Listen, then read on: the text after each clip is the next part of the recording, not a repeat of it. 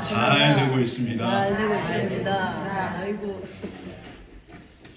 자, 이제 오늘부터 이제 새롭게 또 한 번의 시리즈 설교가 시작이 됩니다. 우리가 지난 주간까지 우리 요한복음을 통해서 예수님이 어떤 분이신가에 대해서 같이 함께 8번의 시간을 가졌습니다. 그래서 7가지를 말씀하셨고 가장 첫 번째, 가장 중요한 구절이었던 요한복음 3장을 통해서 왜 우리가 우리의 믿음의 대상이 되시는 예수님이 어떤 분이시고 또 우리가 복음을 믿는 것이 무엇인지에 대해서 같이 함께 말씀을 나누었습니다.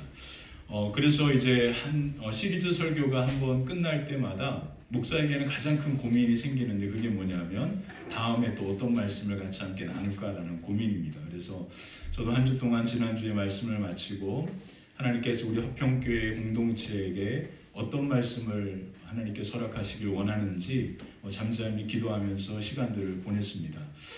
그러면 시간을 보내다가 다시 언약의 축복의 말씀으로 돌아가서 쫙 살펴보려고 했다가 이제 부활절이 올해는 3월 31일이더라고요. 그래서 지금부터 한 12주 정도가 남아 있습니다. 그래서 부활절도 이제 다가오고 또 이 기간이 아주 중요한 그러한 시간들을 또 맞이하기 때문에 중간에 또 끊고 또 하는 것보다 예수님에 대한 복음의 말씀을 우리가 듣고 이제 예수님이 어떤 분이신지를 우리가 알았으니까 이 예수님과 함께 예수님을 믿고 믿음 가운데 살아가는, 다른 말로 표현하면 예수님과 하나님과 깊은 신앙의 교제가 어떻게 이루어지는지에 대해서 말씀을 보는 게 중요하겠다라는 생각을 했습니다.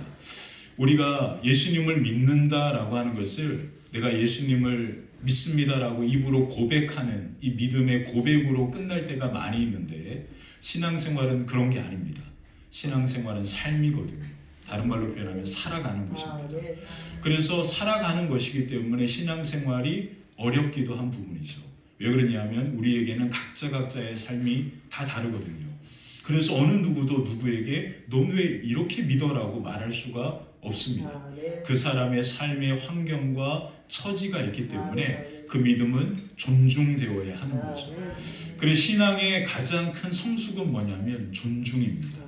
서로의 신앙을 인정해주고 존중해주고 서로를 위해서 기도해주는 것이죠. 그래서 이 존중이라고 하는 것만큼 신앙생활에 큰 성숙의 모습은 없는 것 같아요. 저 사람은 저밖에 안 돼. 이거는 꽝입니다. 정말 말 그대로 꽝입니다. 이와 같은 신앙은 아주 좋지 않은 신앙의 태도와 자세이죠. 다른 말로 표현하면 그냥 신앙생활을 그냥 예수님을 믿는 정도로만 살아가는 사람에 불과합니다. 그래서 신앙생활이 삶이기 때문에 너무나 어렵고 힘든 부분이 있다라는 거죠. 그래서 우리가 말씀을 볼 때 이제 요한복음을 통해서 예수님이 누구인지에 대하여 7가지로 예수님께 직접 하신 말씀이잖아요. 그것을 우리가 같이 함께 살펴봤습니다. 그리고 이제 그 예수님을 믿고 믿음 가운데 삶을 살아갔던 그 사람들이 쓴 책이 있는데 그게 바로 서신서들입니다. 그리고 신약성서에 복음서는 예수님이 어떤 말씀을 하셨고 어떠한 삶을 살았는지를 우리에게 보여준다면 이제 서신서, 로마서 이후에 나오는 서신서들은 이 예수님을 믿고 정말로 삶으로 살았던 사람들이 기록한 믿음은 신앙생활은 이와 같은 것이야 라고 했던 책들이 바로 이 서신서들입니다. 그래서 믿음의 삶을 어떻게 살아가야 하는지를 우리는 이 서신들, 바울 서신과 목회 서신이라고 하는 것들을 통해서 우리가 말씀을 볼 수 있는데요. 우리가 요한복음을 살펴봤기 때문에 사도 요한이 이와 같은 예수님이 하신 말씀을 7가지로 하신 이후에 하나의 중요한 서신을, 편지를 썼단 말이에요. 그 공동체에게, 교회 공동체에게, 믿음의 형제들에게 편지를 썼는데 그 편지를 모아둔 것이 바로 요한 1, 2, 3서입니다. 그래서 이제 오늘부터 우리가 같이 함께 이 요한 1, 2, 3서를 통해서 우리의 신앙의 삶이 어떠해야 하는지를 같이 함께 살펴보면서 말씀을 함께 나누는 시간들을 갖도록 하겠습니다. 정말로 중요한 이제 시간인데요. 제가 이제 그 책 2권을 이제 가져왔는데 이 책이 요한 1, 2, 3 요한 서신을 가지고 이제 설교를 한 설교의 모음인데 마틴 로이드 존스 목사님이라고 하는 분이 계십니다.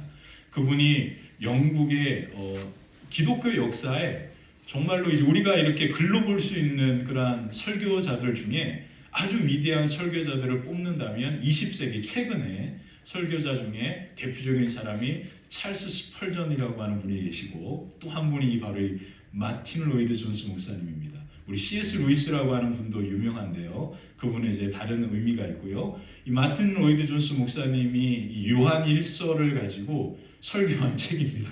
이 설교를 모아둔 책인데 제가 이제 이 설교를 할 때 이 책을 가지고 읽으면서 아이디어를 얻고 그리고 메시지를 정리해서 여러분들과 함께 이제 말씀을 나누도록 하겠습니다. 그래서 이 말씀은 여러분들이 영국에서 목회하셨던 그리고 설교하셨던 이 아주 유명한 혹시 이 책 사실 분 계신가요? 살 필요 없습니다. 제가 설교할 거니까 굳이 뭐 이 두꺼운 책 사서 그냥 꽂아둘 필요 없으시고 그냥 제가 읽고 이것을 가지고 설교를 이제 앞으로 이제 고난 주간 부활주일 그 때까지 같이 함께 이 믿음의 삶에 대해서 어떠해야 하는지에 대해서 말씀을 함께 나누면서 계속해서 말씀을 보도록 하겠습니다. 이 마틴 로이드 존스 목사님은 웨스트민스터 채플이라고 영국의 엘리자베스 2세 여왕이 서거하셨을 때 장례가 이루어지고 찰스 왕이 즉위했던 그 모든 영국의 행사가 이루어지는 곳이 웨스트민스터 아베라고 하는 곳입니다. 이곳과 웨스트민스터 채플은 다른 곳입니다. 이 아베라고 하는 곳 성공의 교단에서 이제 성공의 국교에서 운영하는 교회고요. 웨스트민스터 채플은 청교도 교회입니다. 그래서 이 마틴 로이드 존스 목사님은 청교도 신앙의 토대 위에서 이 말씀을 가지고 설교를 했는데 목회하셨는데 이 채플에서 이 했던 설교를 모아서 이 책 두 권이 이렇게 나온 거거든요. 이분의 아주 유명한 설교들이 엄청 많습니다. 그리고 이분의 설교를 모아서 신학적인 부분들도 많이 있는데 한국은 전 세계적으로 장로교가 가장 활발하게 규모를 갖고 있는 교회가 유일하게 한국밖에 없습니다. 미국도 장로교는 많지 않거든요. 미국은 침례교 교단이 많고 그 다음에 감리교가 많습니다. 이 참 특이한 한국의 특이한 민족성과 이렇게 장로교가 잘 어우러진 것 같은데 유독 이 마틴 로이드 목사님이 한국교회 목사님들한테 유명한 분이기도 합니다. 그래서 제가 이제 이 설교를 할 때 이 책을 읽으면서 이제 설교를 준비하고 또 우리 화평교회 성도들에 맞게 또 지금 시대에 맞게 메시지들을 정리해서 말씀을 함께 나누는 시간들을 갖도록 하겠습니다. 얼마나 좋습니까?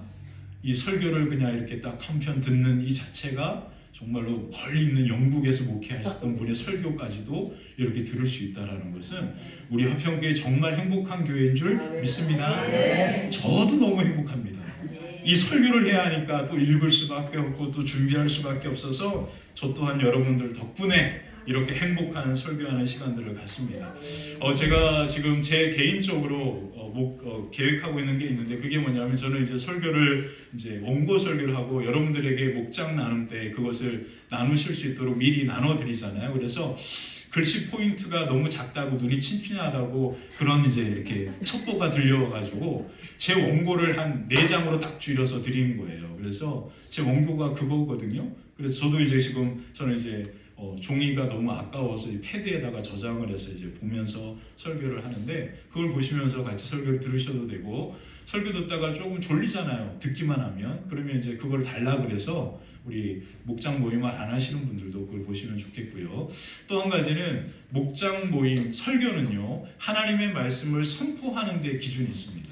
그래서 제가 하나님의 말씀을 전하는 도구에 불과한 거죠. 그래서 말씀을 들을 때에는 제 생각과 제 의도와 제 목적이 무엇인가를 저를 보면서 듣지 마시고 저를 통해서 하나님께서 여러분들에게 하시는 말씀의 귀를 기울이셔야 합니다. 자, 그렇기 때문에 설교는 여러분들이 듣는 것으로 끝나면 안 돼요. 그 말씀이 오늘 나에게 어떤 의미가 있는지를 생각하면서 들으셔야 합니다. 이해가 되시죠? 그러려면 엄청나게 집중해야 하는 거예요. 우리 화평교회 정말 좋은 교회가 지난주에 제가 너무 찜질방 갔습니다. 성령이 임하였는지 모르겠습니다 했더니 바닥이 너무 차요. 그랬더니 바닥이 너무 차가지고 저는 이제 실내화를 신고 있는데 살며시 손가디 하면서 바닥에 이제 실내화 벗고 섰더니 바닥이 너무 차더라고요. 얼마나 좋아요. 설교에 집중할 수 있도록 이런 환경까지 만들어주시니까. 근데 또 이렇게 또 차다고 또 옆에 히타트니까 얼굴이 막 그냥 오징어가 있듯이 막 이제 익어가는 그런 느낌인데, 자, 어쨌든 여러분들 설교를 잘 귀 기울여 들으실 때 이 말씀이 오늘 내게 하나님께서 어떤 말씀을 하시는가, 그 관점을 가지고 마지막까지 귀를 기울이셔야 합니다. 그리고 중요한 것은 그것을 적용하는 것은 여러분들이 하실 일입니다. 그래서 말씀을 듣고 끝나면 아무 의미가 없습니다. 이 말씀이 내 삶에 어떻게 적용되어져야 하는가. 그러니까 여러분들은 설교를 들을 때 두 가지 중요한 생각을 갖고 들어야 하는 거죠. 첫 번째, 하나님께서 내게 무엇이라 말씀하고 계십니까? 그리고 이 말씀이 내 삶에 어떻게 적용되어져야 하는가. 이 두 가지 초점을 잃어버리면 설교가 왔다 갔다 아무 의미가 없습니다. 드러나 마나 하는 설교가 될 수 있습니다. 자, 그렇기 때문에 이 두 가지를 항상 기억하시고 들으셔야 하고요. 이제 목장 나눔에서 여러분들이 이와 같은 그러한 말씀을 가지고 적용하는 부분을 함께 나누시는데 절대로 한 분당 1분 30초 이상을 하면 안 됩니다. 길면 안 된다라는 거예요. 막 어떤 분들 보면 막 그냥 은혜 받아가지고 막 간증을 막 10분씩 20분씩 막 이렇게 말씀하시는데, 될 수 있으면 5분 안에 자기의 나눔이 다 끝날 수 있도록 해주셔야 합니다. 다른 말로 표현하면 1분 30초가 제일 적당한 것 같아요. 길 필요가 없습니다. 그리고 또 한 가지는 상대방이 자기의 적용점을 이야기할 때 아니야, 그거 아니야, 그거 잘못된 생각이야, 이러면 절대 안 됩니다. 신앙의 적용과 환경은 다 다릅니다. 그래서 상대방이 적용을 해서 그것을 이야기할 때 여러분들이 해야 할 말씀은 딱 하나입니다. 그럴 수 있구나. 자, 따라서 해보겠습니다. 그럴 수 있구나. 자, 다시 한번 시작. 그럴 수 있구나. 이거밖에 할 말이 없습니다. 왜 좀 더 덧붙이면 정말 집사님 탁월하신 것 같아요. 이 말 덧붙이는 거 외에는 절대 다른 말을 할 게 없습니다. 그래서 다른 분들이 나는 이렇게 적용합니다. 그럴 때 그럴 수 있구나. 그렇구나. 이거밖에 할 말이 없어요. 아셨죠? 자, 이게 중요합니다. 왜 그러냐면 이것을 통해서 우리의 나눔이 더욱더 풍성해지기 때문에 그렇습니다. 악한 마귀는요, 어떻게 하서든지 우리가 생명 가운데 나아가지 못하게 합니다. 그래서 다양한 전략들을 쓰는데 하나님의 성령도 지금 이 안에 역사하고 계시지만 악한 마귀도요, 어떻게 하면 우리의 생각과 마음을 흐트릴까 그렇게 틈을 보고 있다는 것을 항상 뭐하고 있어야 돼요? 기억하고 있어야 합니다. 그래서 그러한 생각과 관점을 가지고 말씀을 보아야 하는 거죠.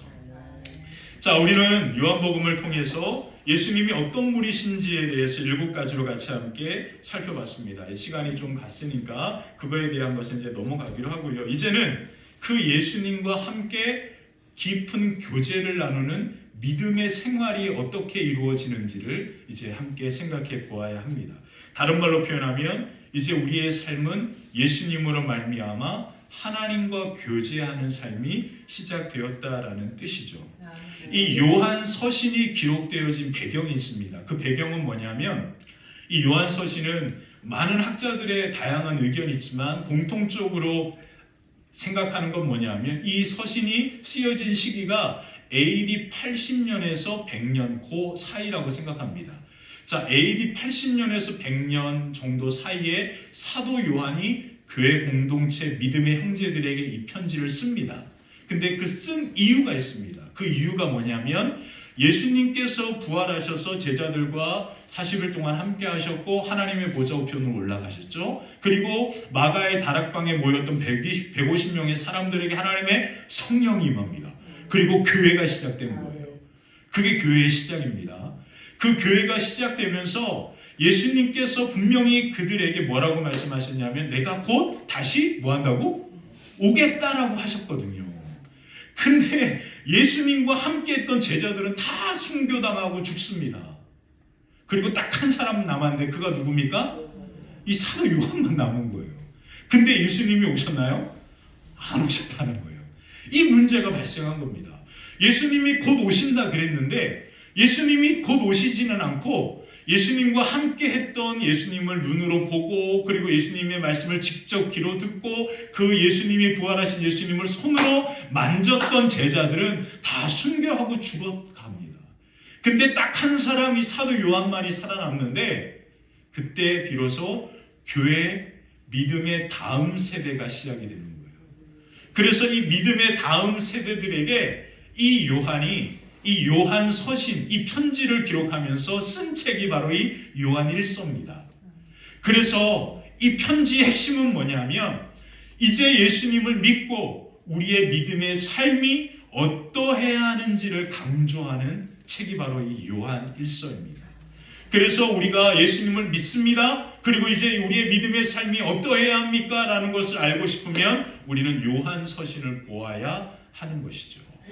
자, 또 하나의 문제가 생겼습니다. 그게 뭐냐면 이 교회 공동체 가운데 예수님을 믿는데 예수님께서 곧 오신다 하니까 그들의 삶을 다 포기해버립니다. 다른 말로 표현하면 이제 예수님이 곧 오시니까 굳이 일할 필요가 없는 거예요. 왜요? 이제 예수님 곧 오시기 때문에. 그래서 사람들마다 그리스도인들마다 자신의 가정과 삶을 버리고 방탕하게 삶을 살아가는 사람들이 생기게 됩니다. 믿음이 최고야.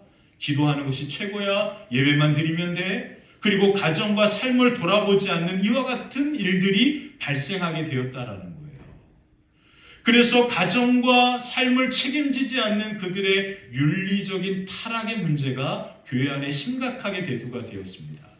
이 문제 가운데 요한이 믿음은 단순히 예수님을 믿는 것으로 끝나는 게 아니야. 믿음은 치열한 삶이야. 그리고 그 삶의 자리에서 믿음을 지키면서 치열하게 살아가는 것이 신앙생활이야. 그게 믿음의 삶인 거야. 라고 하는 것에서 이 요한 서신이 기록이 된 거죠. 자, 그래서 이 마틴 로이드 존스 목사님은 이 엄청난 이 요한일서의 설교를 이와 같은 분량으로 기록합니다. 막 한 절이 막 50장씩 됩니다. 한 절을 가지고 풀이한 게. 여러분들 이제 그렇게 하기에는 너무 우리의 믿음의 분량이 연약하니까 그냥 오늘은 간단하게 넘어가는데 이 마틴 로이드 존스 목사님이 설교할 때 이 요한 서신에 있어서 가장 중요한 신앙 구절은 이거다라고 그렇게 이야기합니다. 세 구절을 이야기했는데 그걸 먼저 한번 보도록 하겠습니다. 그 첫 번째가 뭐냐면 성경을 보세요. 그 첫 번째는 요한일서 5장 19절입니다. 왜 이 마틴 로이드 존스 목사님은 이 구절이 가장 중요한 핵심 구절이냐라고 하는 것을 이야기했냐면 그 이유는 바로 그리스도인들의 현실의 삶이 이와 같기 때문이다라는 거예요. 자, 요한일서 5장 19절 우리 같이 한번 줄 치면서 읽어볼까요? 함께 읽을게요. 시작. 또 아는 것은 우리는 하나님께 속하고 온 세상은 악한 자 안에 처한 것이며. 아멘. 우리는 어디에 속해 있어요? 하나님께 속하여 있다. 근데 우리가 살아가는 세상은 이게 중요합니다. 우리는요, 왜 믿음의 삶이 우리에게 치열한 싸움이냐면 우리는 하나님에 속하여 있지만 우리가 발을 딛고 살아가는 그 세상은 누구에 속해 있어요? 악한 자. 우리가 잘 아는 마귀, 사탄 정도로 이야기하는데 성경에 보면 공중권세 잡은 자라고 표현하죠. 근데 우리가 여기서 착각하지 말아야 할 게 있는데 그게 뭐냐면 존재의 문제예요. 이 하나님의 존재가 악한 자들의 존재와 겨루는 형식으로 생각하면 절대 안 됩니다. 이 모든 것도 누구의 손 안에 있는 거죠? 하나님의 컨트롤, 그러니까 하나님이 조정할 수 있는 하나님의 권세의 손길 안에 있음을 기억하시고 보셔야 돼요. 그리고 우리는 생각하는 게 우리 편, 내 편 이런 식으로 생각하면 정말 헷갈립니다. 그렇게 생각하지 마시고 우리는 어디에 속해 있어요? 하나님께 속해 있지만 이 세상은 악한 권세 아래 악한 것 안에 속하여 있다. 그리고 우리는 그 세상 속에서 뭐 하고 있습니까? 살아갑니다. 그리고 우리가 지금 우리가 같이 함께 살아가는 집 안에도 하나님께 속한 자가 있는가 하면 이와 같은 악한 권세 아래에 속해 있는 가족도 있습니다. 이해되시죠? 네. 우리가 회사에 다니는데 회사에서도 하나님께 속한 자들이 있는가 하면 그렇지 못한 권세 아래 속해 있는 자들도 있다라는 거예요. 이와 같은 삶의 중요한 상황을 기억하고 이 말씀을 보아야 합니다. 다른 말로 표현하면 이 말씀이 왜 중요하냐면 우리는 하나님께 속하여 살아가지만 우리의 걸음은 세상 속에서 걸어가고 있기 때문에 이 말씀은 믿음의 삶은 우리의 삶에 엄청나게 중요한 문제가 되는 것입니다. 자, 두 번째 볼게요. 두 번째 중요한 구절은 뭐냐면 요한일서 5장 13절입니다. 13절 한번 볼까요? 13절 한번 읽어보겠습니다. 시작. 내가 하나님의 아들의 이름을 믿는 너에게 이것을 쓰는 것은 너희로 하여금 너희에게 영생이 있음을 알게 하려 함이라. 아멘. 자, 오늘 우리에게는 뭐가 있습니까? 영생이 있다. 영원한 생명이 오늘 우리에게 있다라는 것입니다.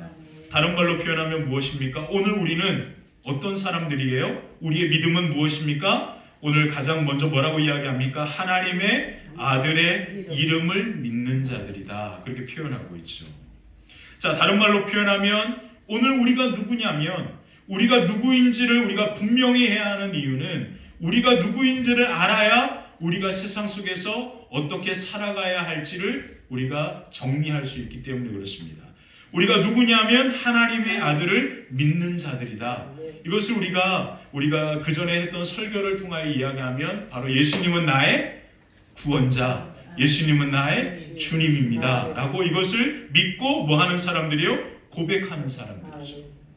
자, 다시 한번 해볼까요? 저를 따라서 오른손을 가슴에 얹고 시작. 예수님은 나의 구원자입니다. 예수님은 나의 주님입니다. 우리 큰 소리로 아멘 하겠습니다. 네, 할렐루야. 이 믿음이 있는 자들에게 뭐가 있어요? 영생이 있다. 영원한 생명이 우리 안에 있는 줄 믿습니다. 우리는 영원한 생명을 뭐한 사람들이에요? 소유한 사람들이에요. 자, 세 번째입니다. 세 번째 또 하나의 중요한 구절을 언급하는데 그게 뭐냐면 오늘 우리가 읽은 본문 요한일서 1장 4절입니다. 자, 4절에 뭐라고 쓰여 있습니까? 한번 읽어볼까? 함께 읽겠습니다. 시작. 우리가 이것을 쓰면 우리의 기쁨이 충만하게 하려 합니다. 오늘 사도 요한이 이 믿음의 형제들에게 믿음의 치열한 싸움이 어떤 것인지를 쓰는 이유는 바로 이 믿음의 싸움을 통하여 우리에게 뭐가 임하는 거예요? 기쁨이 충만하게 임하게 된다라고 이야기합니다. 왜 기쁨이 충만하게 임하게 될까요? 왜 기쁨이 우리의 소유입니까? 그 이유는 단 한 가지입니다. 예수님께서 뭐 하셨기 때문이죠? 십자가로 부활 승리하셨기 때문에 그렇습니다. 그래서 요한복음 16장 33절에 예수님께서 그 긴 설교를 마무리하면서 마지막에 언급한 말씀이 있는데 그게 뭐냐면 요한복음 16장 33절입니다. 제가 읽어드리겠습니다. 이것을 너희에게 이르는 것은 너희로 내 안에 평안을 누리게 하려 함이라. 세상에서는 너희가 환난을 당하나 담대하라. 내가 세상을 이겼다. 아멘입니다. 아멘. 내가 세상을 이기었다. 아멘. 이미 우리의 싸움은 어떤 싸움입니까? 승리한 싸움, 아멘. 이긴 싸움인 거죠. 그러므로 우리가 믿음의 싸움을 하면 우리에게는 뭐가 임하는 거예요? 기쁨이 충만하게 임하게 되는 겁니다. 이해가 되나요? 우리의 싸움은 우리가 싸워서 승리하는 싸움이 아닙니다. 우리의 싸움은 이미 승리하신 것을 뭐 하는 거예요? 선포하고 누리는 것입니다. 아멘이시죠? 그래서 믿음의 선한 싸움은 우리가 치열하게 땀을 흘리며 싸우는 그 싸움의 전쟁터라기보다 예수 그리스도의 십자가의 부활의 승리를 선포하는 자리가 되어야 합니다. 이미 우리는 뭐 했습니까? 승리했습니다. 이미 우리의 싸움은 이긴 것입니다.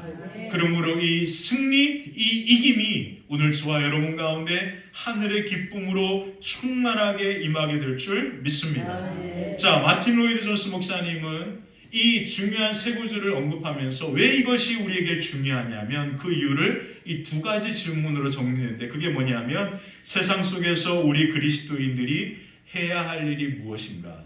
그리고 이 세상에서 우리는 어떻게 살아가야 하는가?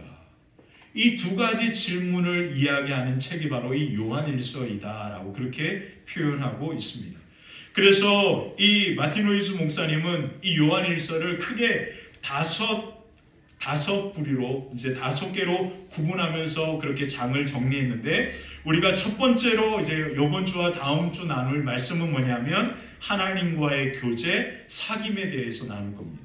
자, 두 번째 2장에서 요한일서는 무엇을 이야기하냐면 하나님과 동행하는 것에 대해서, 그리고 3장에서는 하나님의 자녀인 우리에 대해서, 우리가 누구인가, 우리를 이야기한단 말이에요. 그리고 4장에서는 하나님의 사랑에 대해서, 그리고 마지막 5장에서는 하나님 안에 거하는 삶에 대하여 그렇게 이야기합니다. 자, 오늘은 우리가 그래서 하나님과의 사귐, 교제가 우리 안에 어떻게 이루어지는지를 말씀을 나눌 것인데, 세 가지 이렇게 합니다. 그래서 세 가지인데, 첫 번째는 세 가지인데, 세 가지가 뭐냐면 우리는 말씀과 예배와 기도로 하나님과 깊은 교제가 이루어집니다.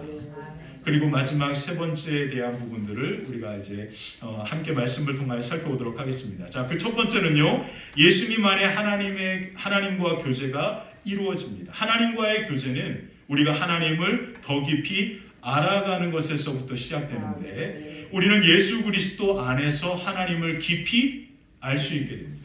하나님이 어떤 분이신지를 알게 된단 말이죠. 그래서 요한 서신은 하나님과의 깊은 교제에서 하나님이, 예수님이 누구인가를 가장 먼저 언급합니다. 그게 바로 요한일서 1장 1절입니다. 요한일서 1장 1절 우리 같이 한번 읽어보도록 하겠습니다. 함께 읽겠습니다.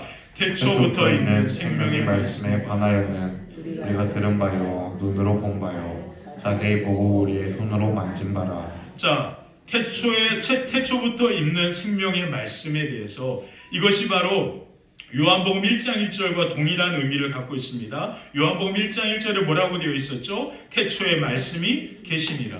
이 말씀이 하나님과 함께 계셨고 이 말씀은 곧 하나님이시다.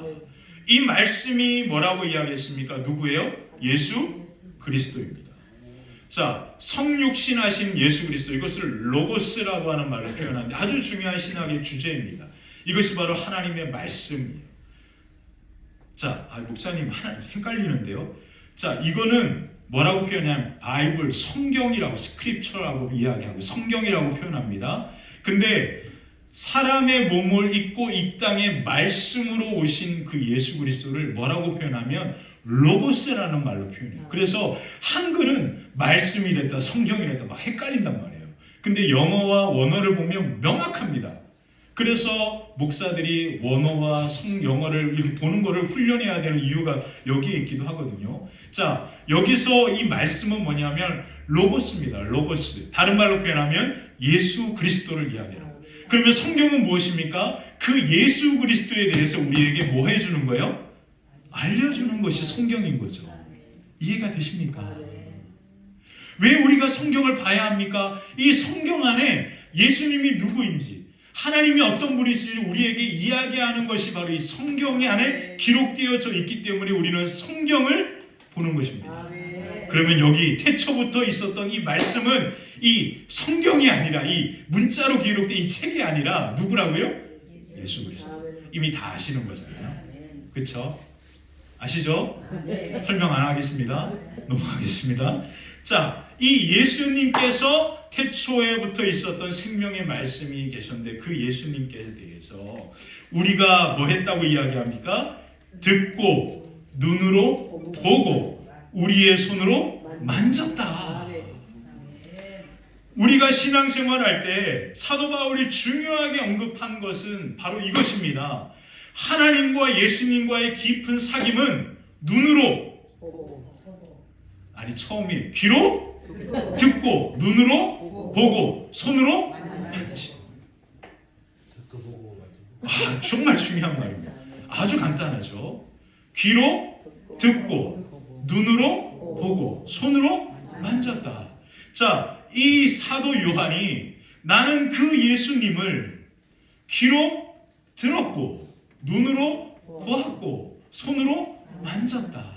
다른 말로 표현하면 나는 그 예수님과 깊은 사귐의 시간, 교제의 시간을 이와 같이 가졌다라고 이야기합니다. 자, 그렇다면 하나님과의 교제, 사귐은 어떻게 이루어져야 합니까? 귀로 듣고, 눈으로 보고, 손으로 만짐으로 이루어지는 겁니다. 자, 귀로 듣는다. 이게 뭘까요? 하나님의 말씀을 귀로 듣는 거잖아요. 지금 바로 이것입니다. 우리가 설교를 뭐 합니까?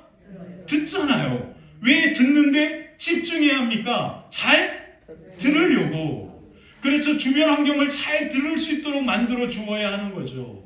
왜 예배 시간에 움직이면 안 됩니까? 다른 분이 그 말씀에 귀를 기울이는 것을 뭐 하니까?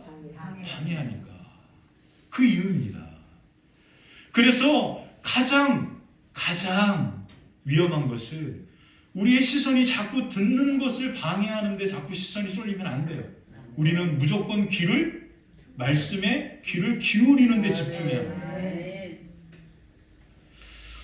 자, 말씀은 처음으로 뭐 하는 거예요? 귀로 듣는 과정이 있어야 하는 거죠. 그래서 생명의 말씀을 듣고 보는 것, 그것이 첫 번째 하나님과의 깊은 사귐입니다. 그래서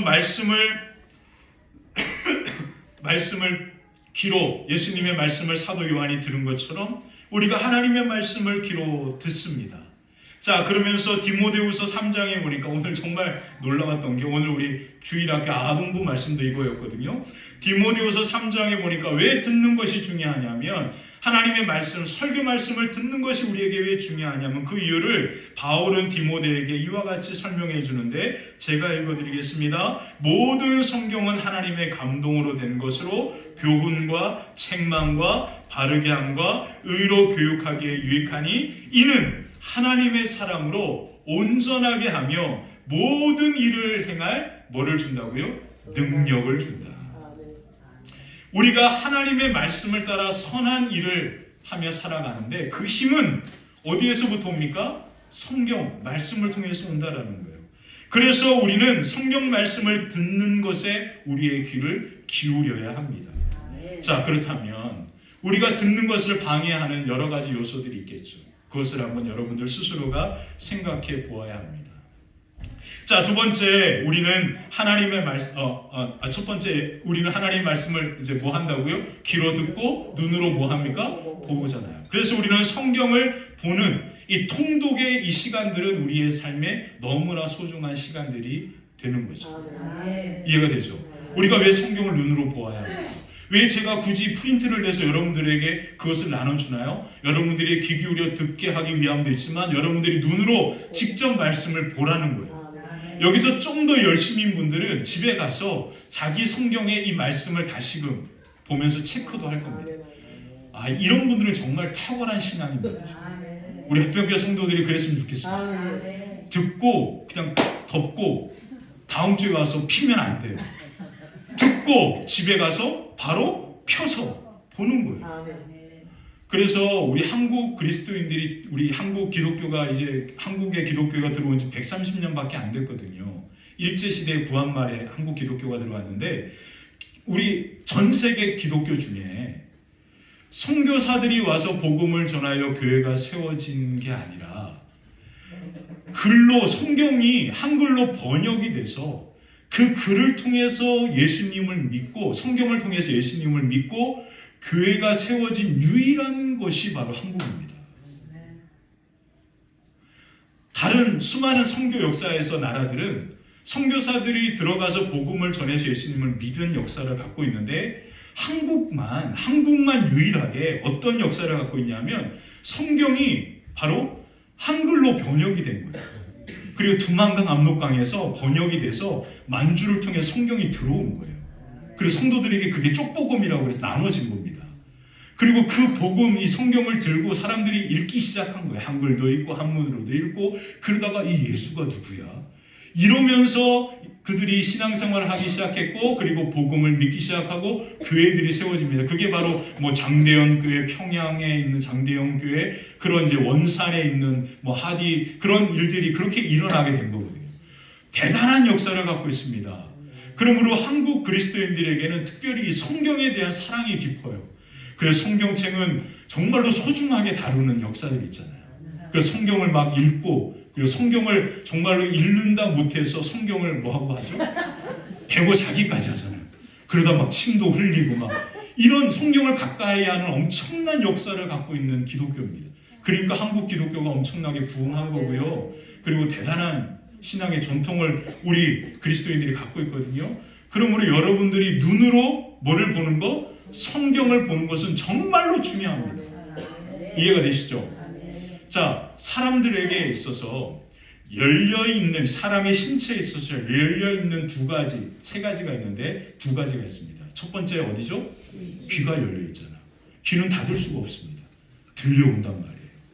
그래서 사람들은 이 열려있는 것을 통하여 엄청나게 영향을 받습니다. 다른 말로 표현하면 신앙도 똑같아요.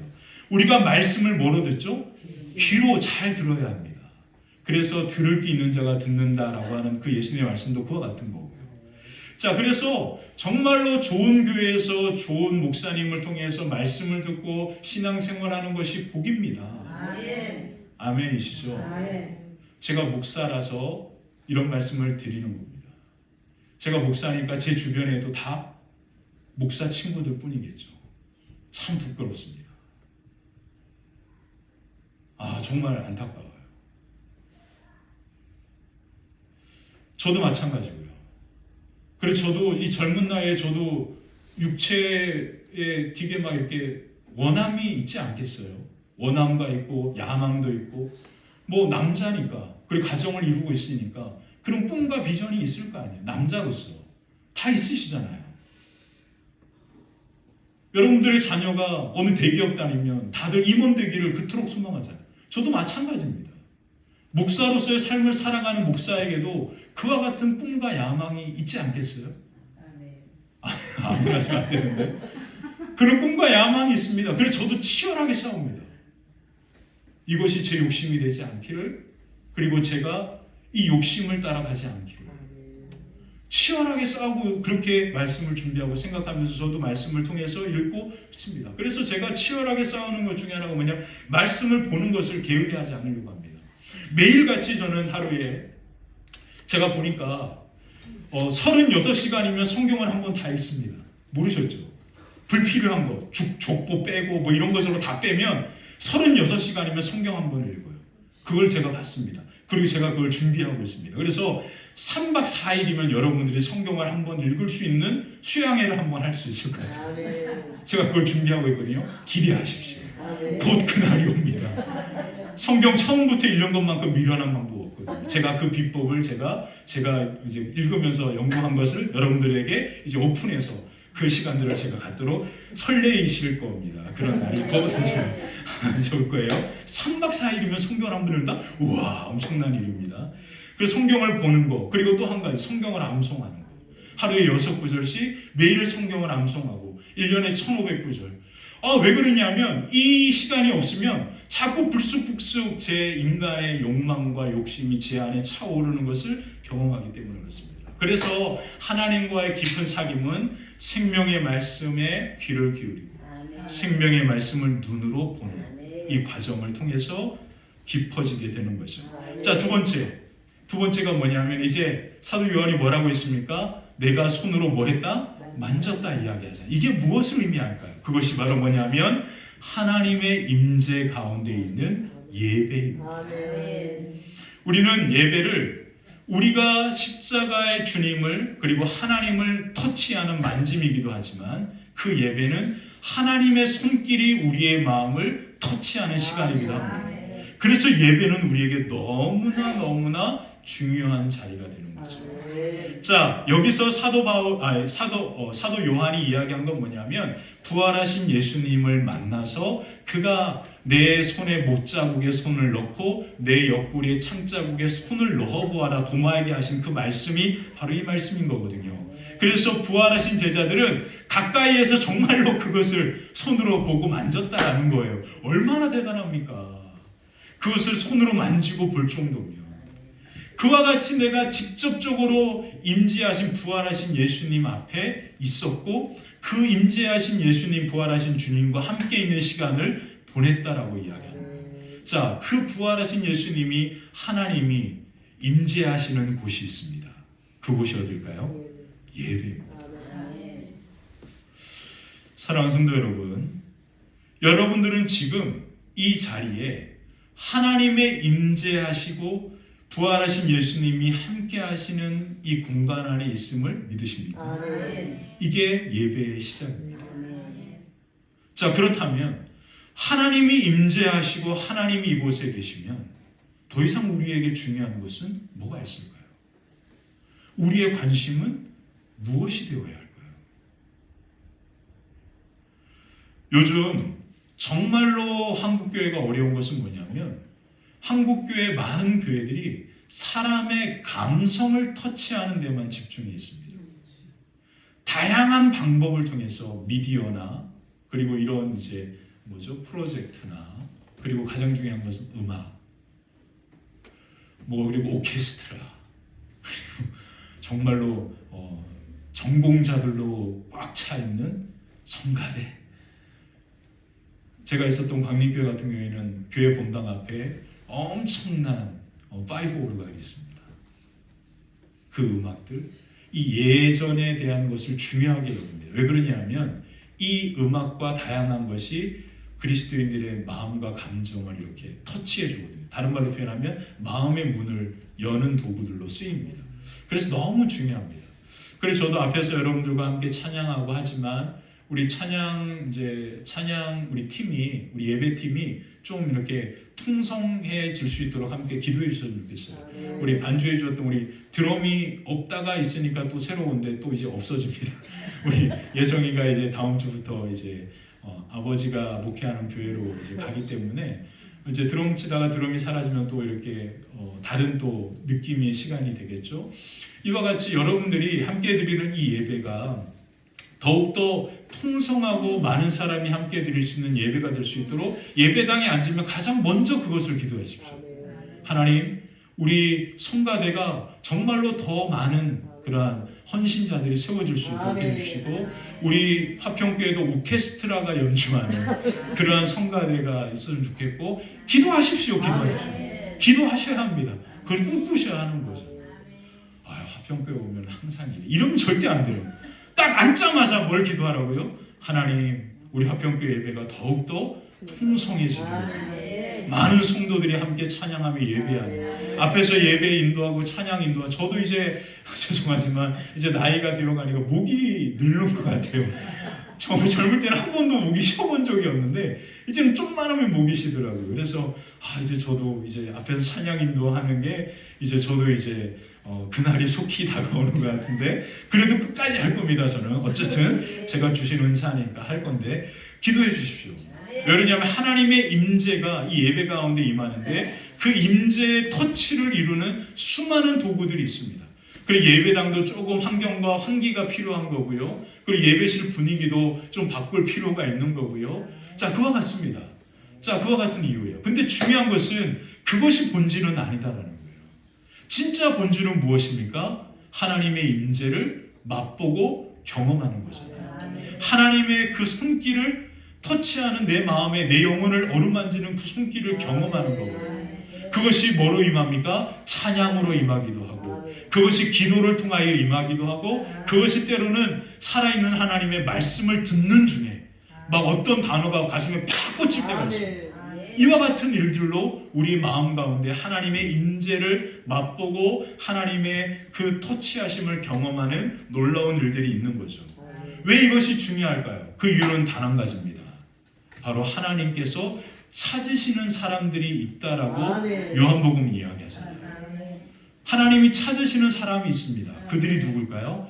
요한복음 4장 23절에 보면 이런 말씀이 있습니다. 아버지께 참되게 예배하는 자들은 영과 진리로 예배할 때가 오나니 곧 이때라. 아버지께서는 자기에게 이렇게 예배하는 자들을 찾으신다.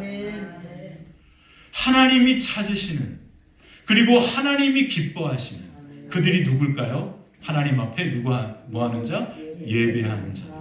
그러므로 하나님은 오늘 이곳에 살아계셔서 우리와 함께 하시는 줄 믿습니다. 아멘. 그리고 하나님께서 우리의 마음을, 우리의 생각을 어루만지시고 아멘. 하나님과의 깊은 교제가 어디에서 이루어집니까?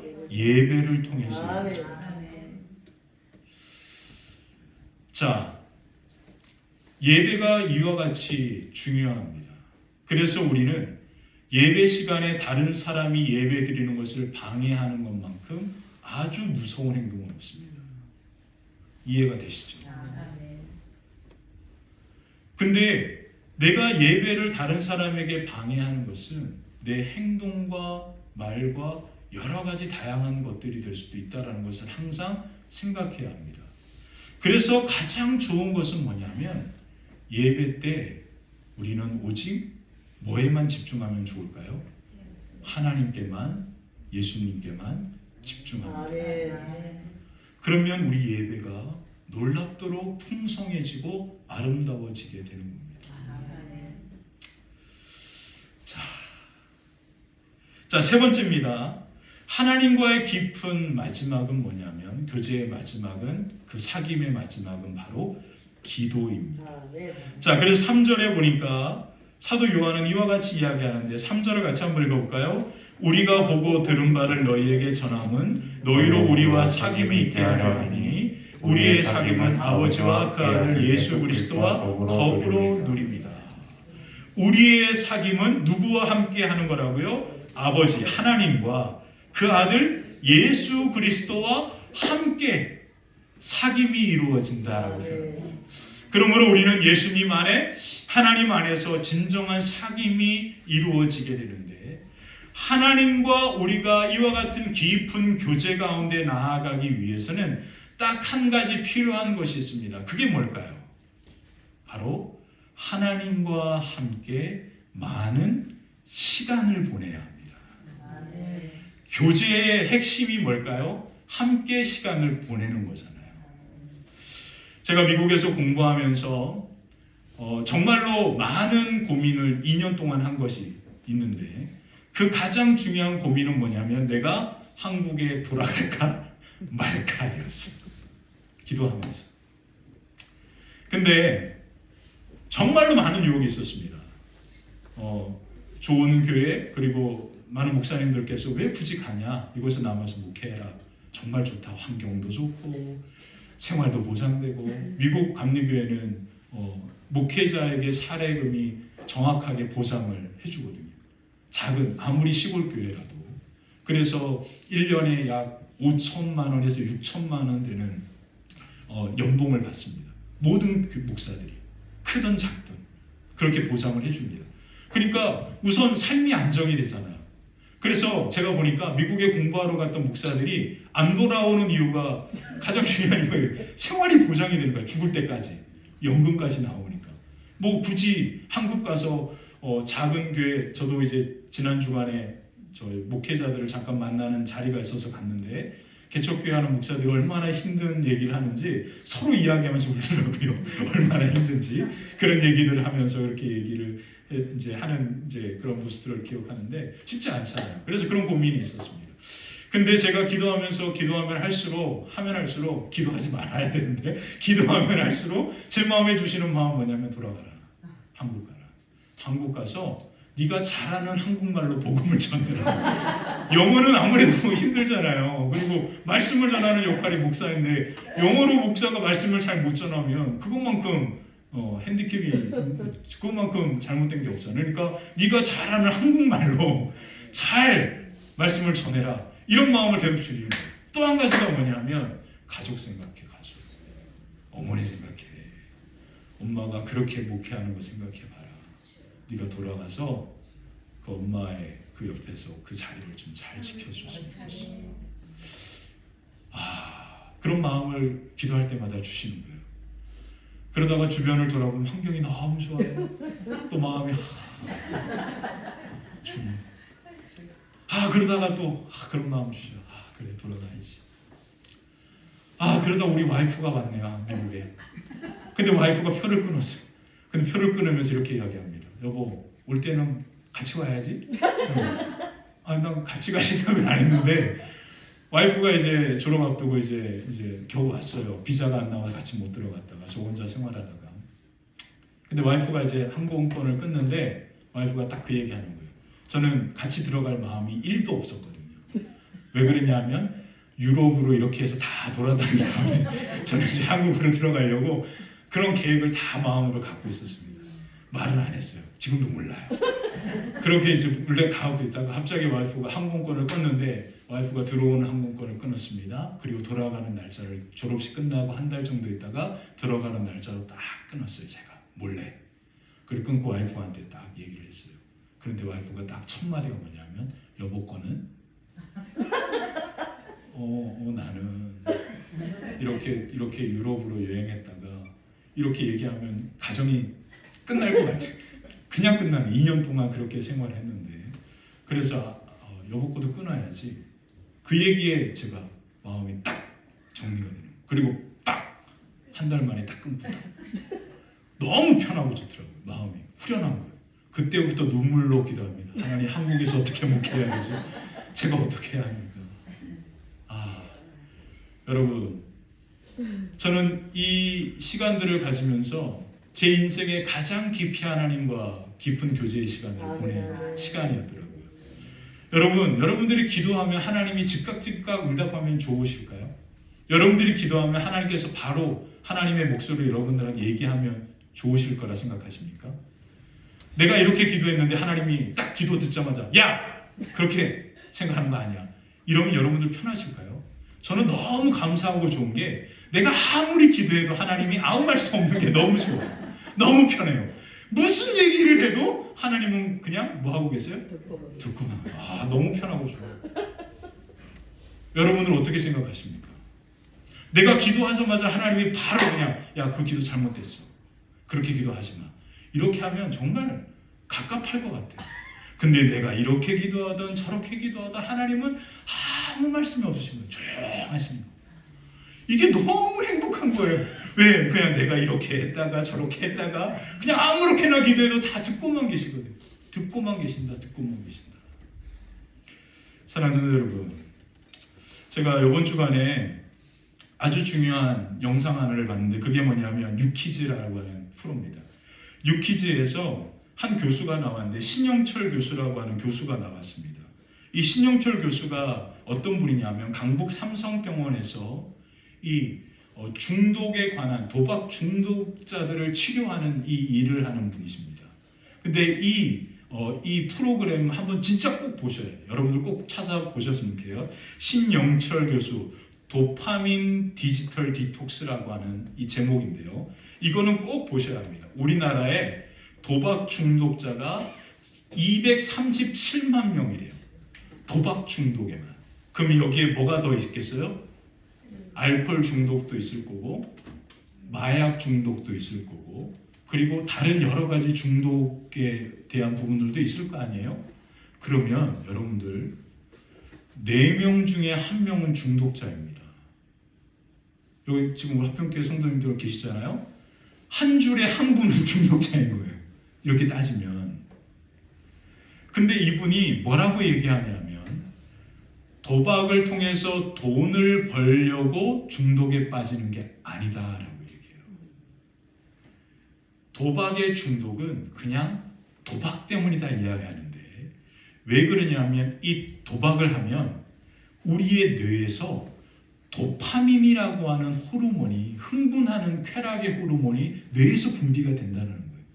그래서 엄청난 희열을 느낀답니다.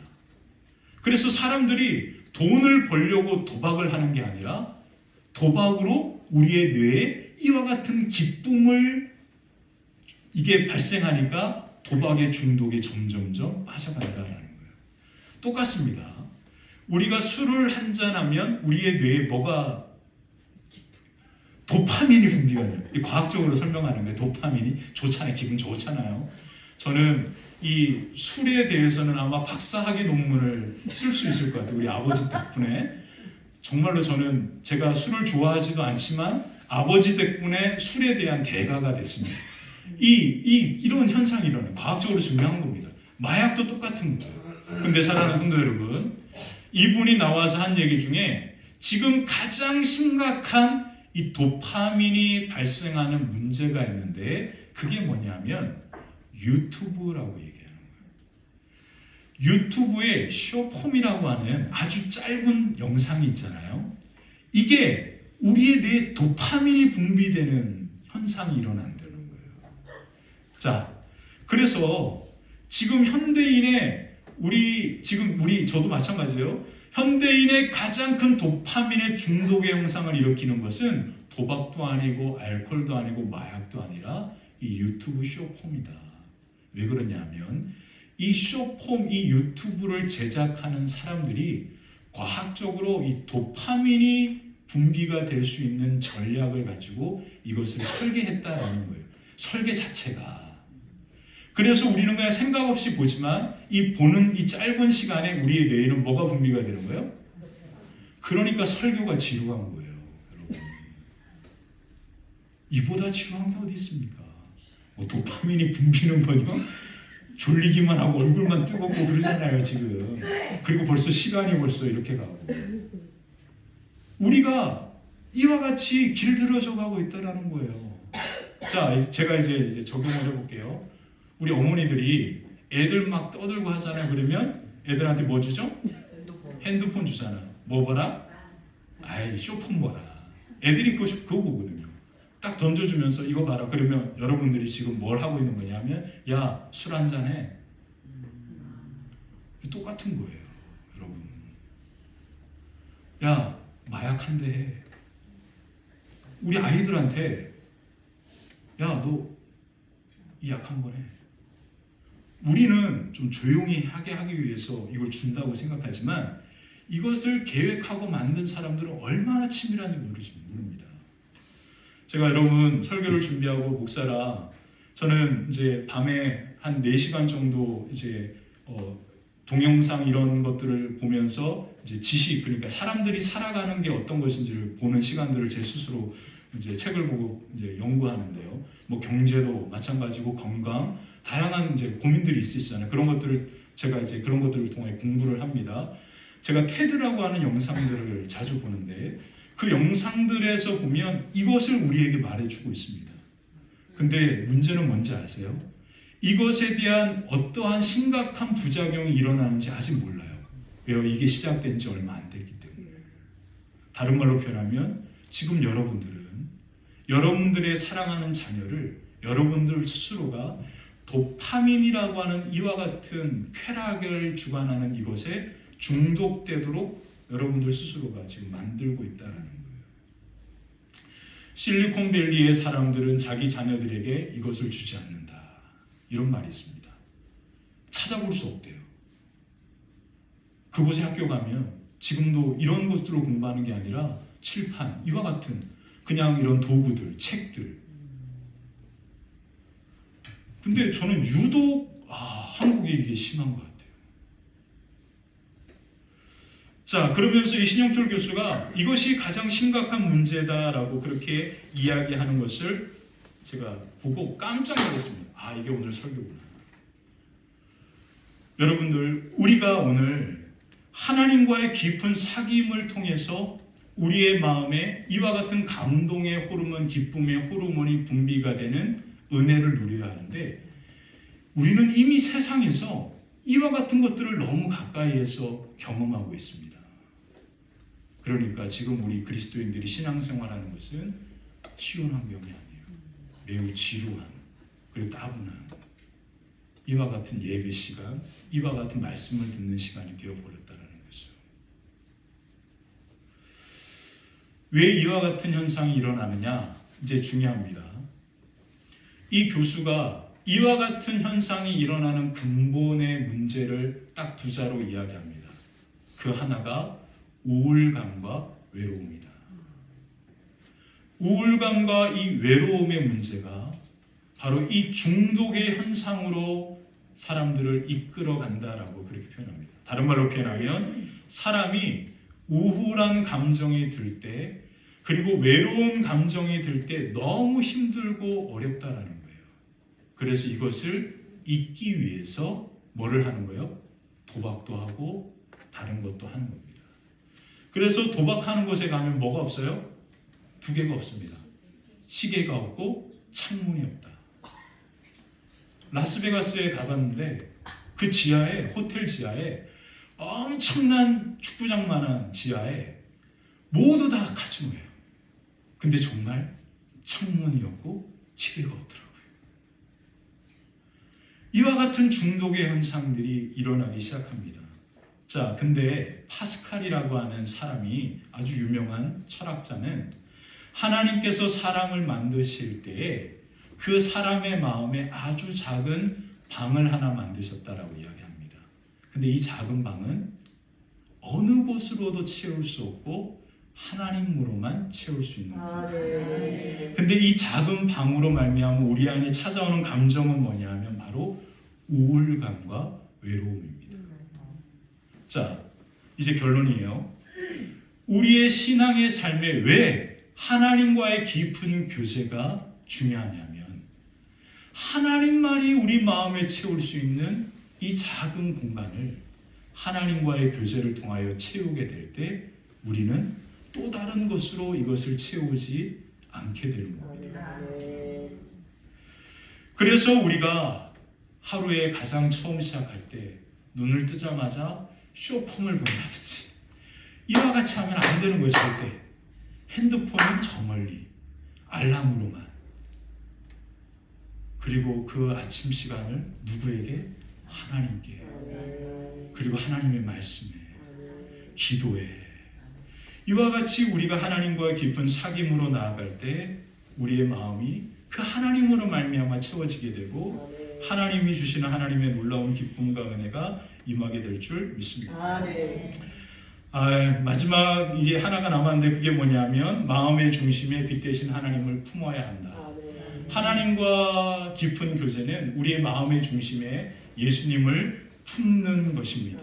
그래서 이 예수님을 품을 때 5절에 보니까 하나님이 뭐라고 표현하죠? 빛이시다 표현하잖아요.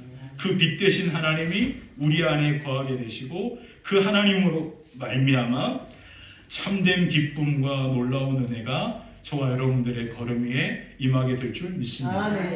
자, 이 마음의 중심에 하나님을 품는 것, 이것이 뭐냐면 바로 충성이라고 하는 거예요. 충성이라고 하는 한자가 뭐냐면, 충자가 뭐냐면 마음 심자의 가운데 중자가 되겠습니다. 다른 말로 표현하면 우리의 마음의 중심에 무엇을 품느냐가 충성이라는 겁니다. 요한계시록에 보면 사도 요한이 7교회에 편지를 합니다. 그 7교회 편지를 쓰는데 그 7교회를 다 책망하죠. 근데 딱 한 교회만 칭찬합니다. 그 칭찬을 받았던 교회가 어떤 교회냐면 바로 서머나라고 하는 교회예요. 지금 터키 에베소 위에 가면 서머나가 있는데 이 터키 에베소가 얼마 전에 연초에 터키에 뭐가 일어났죠? 지진이 일어난 곳이 에베소입니다.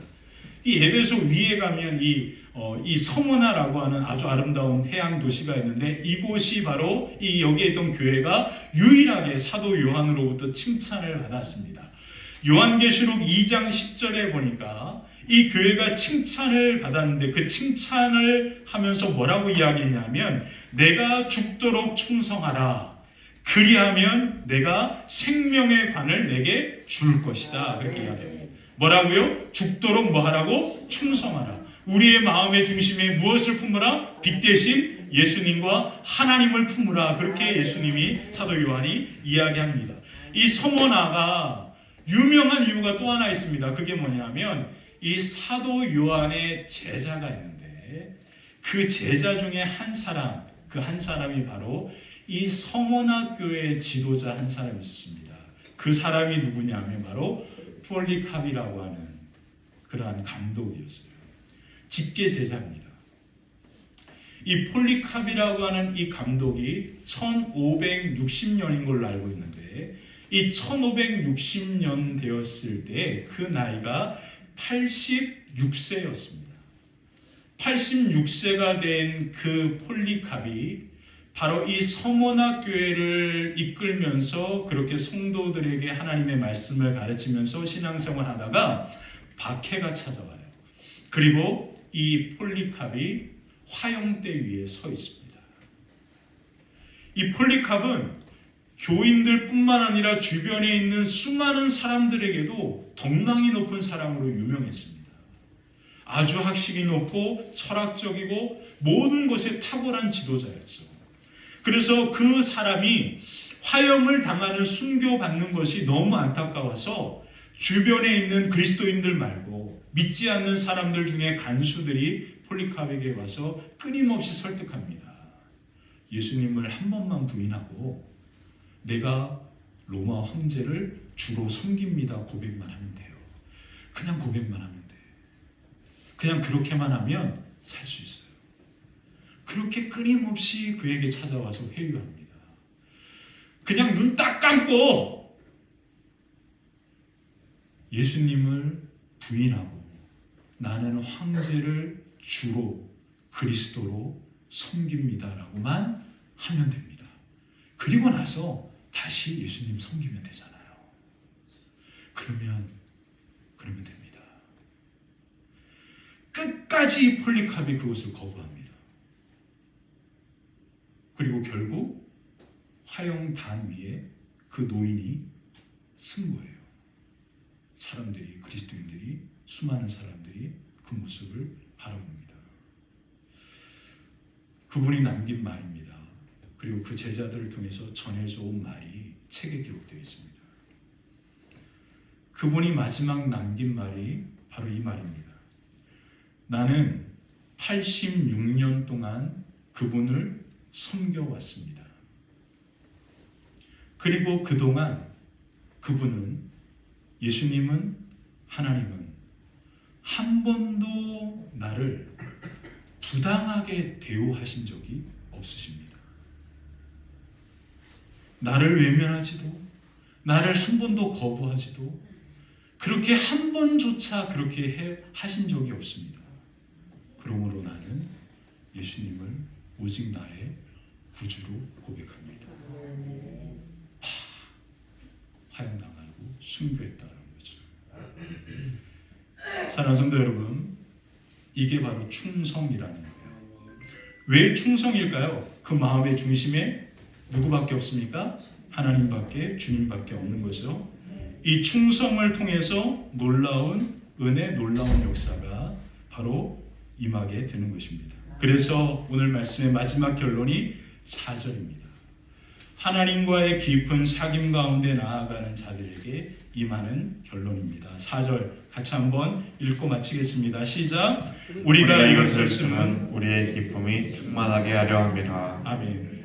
오늘 우리의 마음의 중심에 오직 예수 그리스도 하나님만을 빛으로 모시고 우리가 그분 앞에 임재 안에 온전히 나아갈 때 세상이 줄 수 없는 하늘의 충만한 기쁨과 은혜가 저와 여러분과 여러분들의 마음과 가정과 기업 위에 자녀 손들 위에 가득하게 되시기를 주님의 이름으로 간절히 축원합니다. 아멘. 기도하겠습니다. 좋으신 하나님, 오늘 우리가 하나님의 깊은 임재 아래 나아갑니다. 빛 되신 주님, 빛 되신 하나님을 우리의 마음 중심으로 깊이 모셔드립니다. 하나님의 거룩